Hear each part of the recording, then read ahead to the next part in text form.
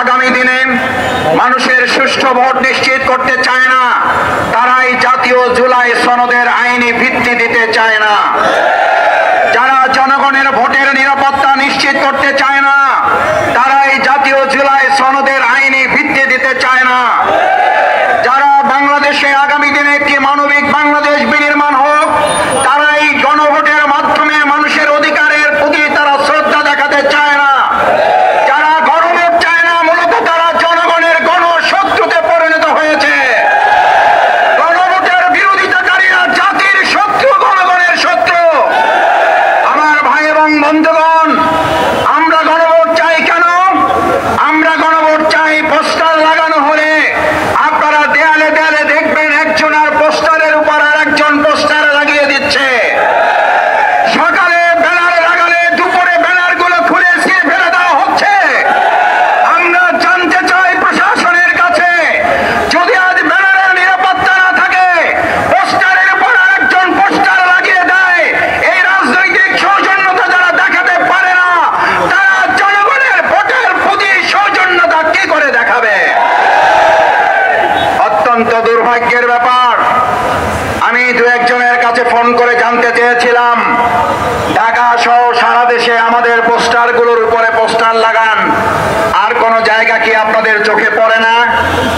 একজন হাসতে হাসতে তাদেরই লোক বলেছিল, মাসুদ ভাই কি বলবেন, দুঃখের কথা, দলে তো এখন কর্মী নাই, ভাড়াটে সন্ত্রাসী এবং কতিপয় টোকাই শ্রেণীর লোক দিয়ে কাজগুলো করাতে হয়। ওরা তো জানে না কোনটা জামাতের পোস্টার আর কোনটা আমাদের পোস্টার আর কোনটা অন্যদের পোস্টার।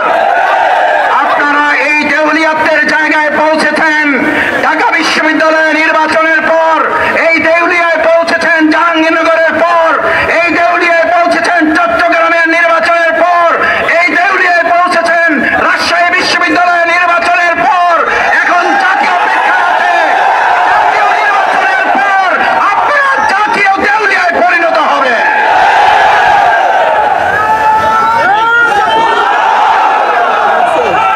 আমার ভাই এবং বন্ধুগণ, আমরা খুব বিস্মিত হই একটা দলের দেউলিয়াত্ব কোন জায়গায় পৌঁছলে। আপনারা যখন কথা বলেন গণভোট এবং জাতীয় ভোট একই দিনে অনুষ্ঠিত হবে, গণভোট এবং জাতীয় ভোট একই দিনে অনুষ্ঠিত না হয়ে গণভোট আরো 15 দিন পরে অনুষ্ঠিত হওয়ার মধ্যে পার্থক্য কি? এটা একজন সাধারণ সম্মানিত রিকশাওয়ালা বোঝে, কিন্তু আমাদের বড় দল যারা ক্ষমতায় চলে গেছে মনে করে তারা বুঝতে পারে না। আপনারা যে বুঝতে পারেন না তা নয়, আপনারা বুঝেও না বুঝার ভান করেন, এই কথাটা জাতি বুঝতে পেরেছে। গণভোটের মাধ্যমে দাবি আদায় করা ছাড়া বাংলাদেশের মানুষ আগামী দিনে জাতীয় নির্বাচন হতে দেবে না, হতে যে দেবে না। 4টা বিশ্ববিদ্যালয় নির্বাচনের পর মাথা এমন গরম হয়েছে, এখন মসজিদে ইসলামপন্থী এবং দেশপ্রেমিকদের উপরে হামলা শুরু করেছে। পরিষ্কার বার্তা দিতে চাই, প্রধান অতিথি কথা বলবেন, 24 ঘন্টার মধ্যে নোয়াখালীর সন্ত্রাসীদেরকে গ্রেফতার করতে ব্যর্থ হলে পরবর্তীতে সরকারকে নিতে হবে। উপদেষ্টা যিনি মাননীয়,